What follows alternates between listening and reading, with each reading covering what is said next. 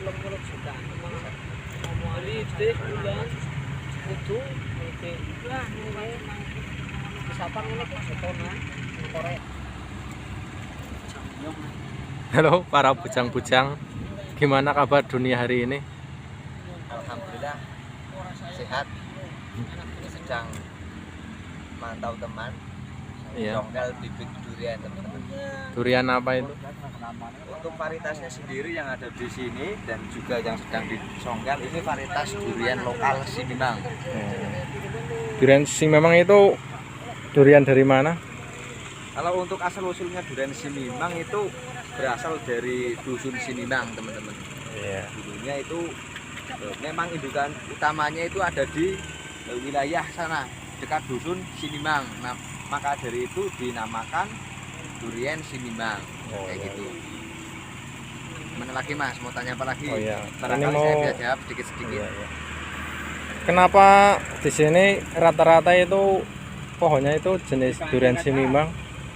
Oh, memang karena ini kebetulan kan lahannya di sini punya dari anggota kelompok tani Nimang Jaya, kan ada kelompok taninya di sini dan diketuai oleh Bapak Sugeng Belihanto.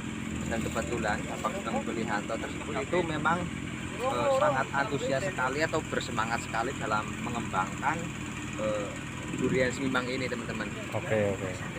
Sehingga beliau dan rekan-rekan dari kelompok tani Nimang Jaya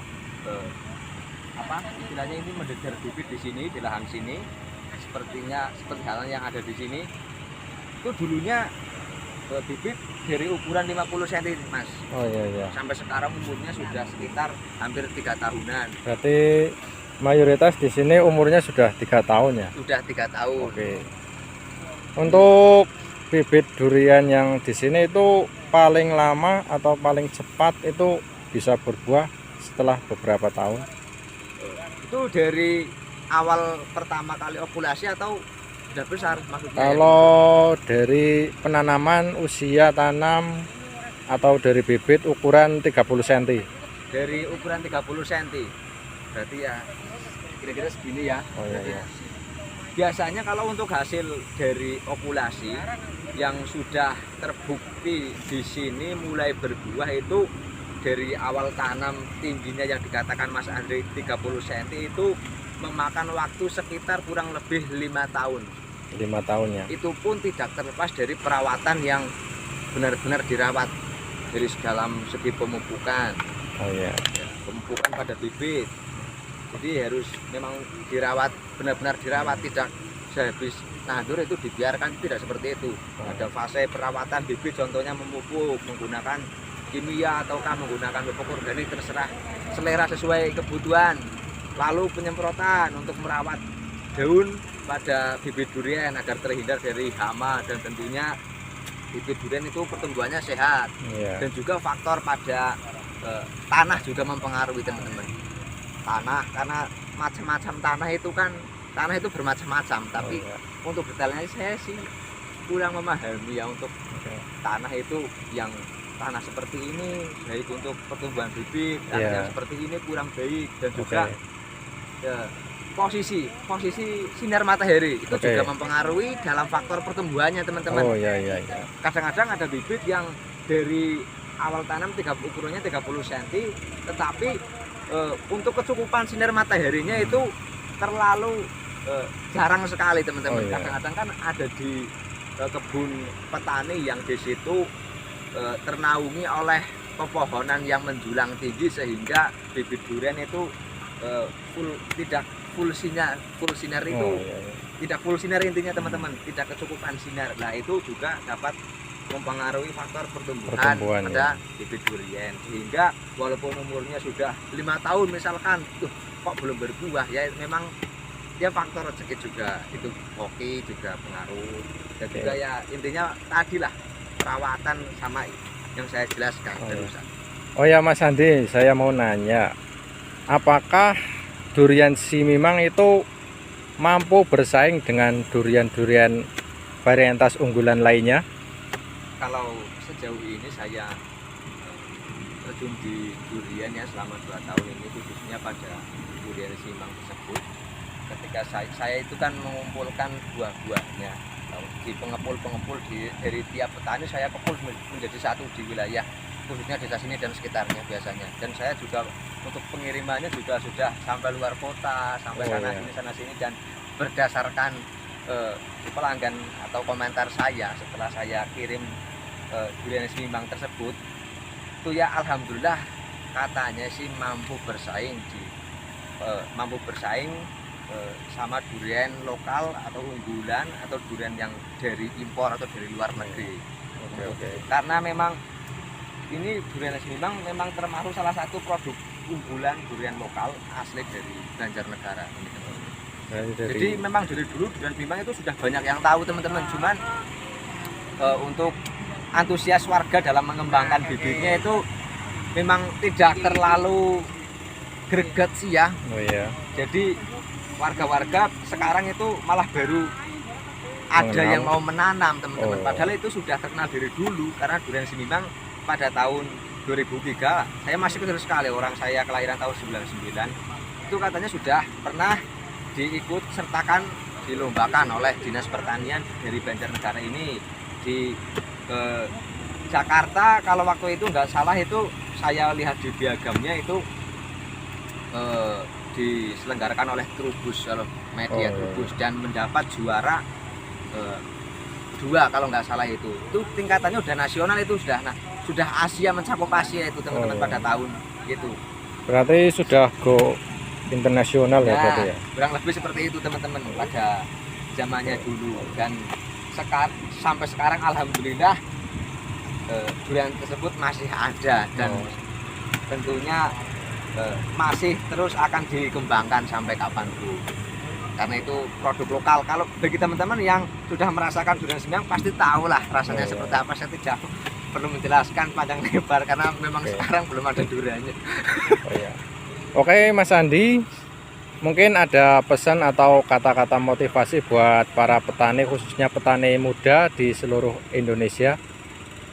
Kalau pesan saya sih bagi kalangan para petani muda, contohnya seperti saya ini, khususnya yang terjun di bidang perdurianan, saya memotivasi sih agar selalu bersemangat dalam bertani, walaupun perjuangannya masih skala kecil.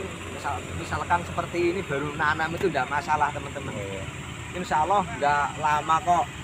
Misalkan bibit yang kita menanam yang ukuran segini, lalu kita rawat dengan sepenuh hati apa maunya si bibit tersebut, insya Allah beberapa tahun yang akan datang kita akan mulai menuai hasilnya teman-teman.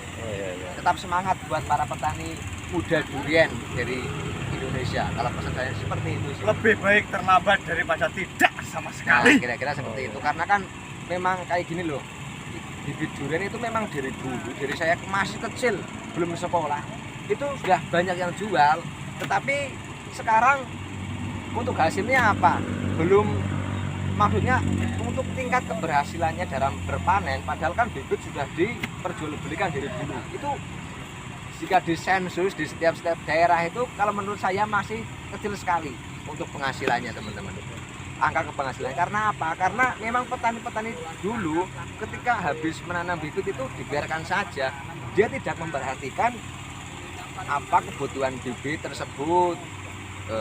Intinya agar bibit tersebut bisa tumbuh dengan sehat dan subur, tentunya itu tidak dipikirkan oleh petani-petani zaman dulu.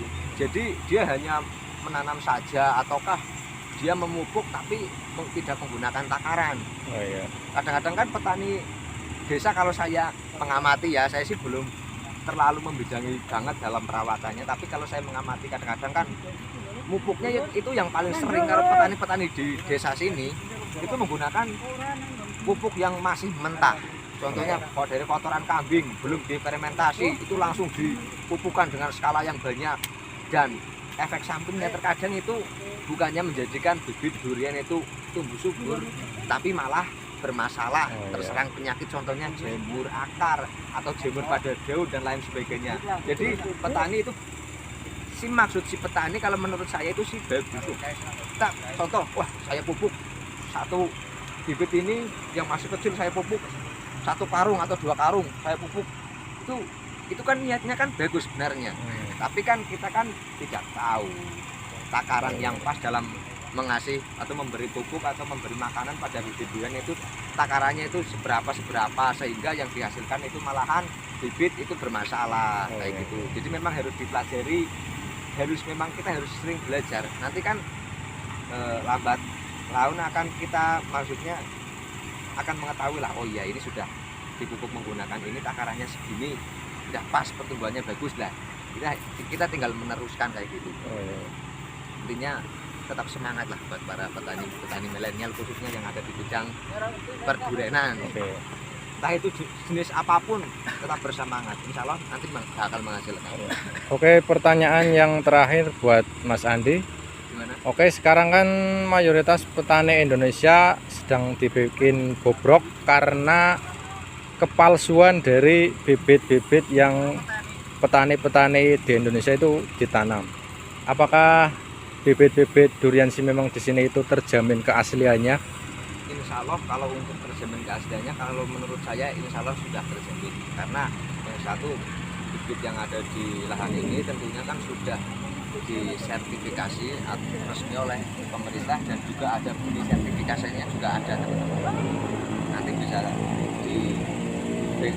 misalkan teman-teman mau lihat sertifikasinya seperti apa, teman-teman bisa berkomentar lebih dahulu. Nanti boleh minta nomornya Mas Andri atau cantumkan nomor saya, nanti saya kasih fotonya, penjelasannya lengkap yang sudah disertifikasi. Dan juga dalam memilih entresnya pun tidak sembarangan. Itu misalkan di sini kan ada pohon durian simimang, katakanlah simimang, karena di sini kan varietasnya simimang yang umurnya sudah puluhan tahun, misalnya itu pohon durian Mas, itu Mas, itu yang besar dan sudah berbuah, hasilnya juga bagus. Nah, kita memilih entresnya itu yang seperti itu, yang dihasilkan dari pohon yang sudah berbuah. Jadi ya memang untuk keasliannya memang itu asli, insya Allah asli simang. Berarti entres yang berkualitas melahirkan durian yang berkualitas juga. Ya, lebihnya seperti itu. Entres yang berkualitas juga mempengaruhi juga untuk hasilnya, hasil bibit yang nantinya bibit itu akan berbuah.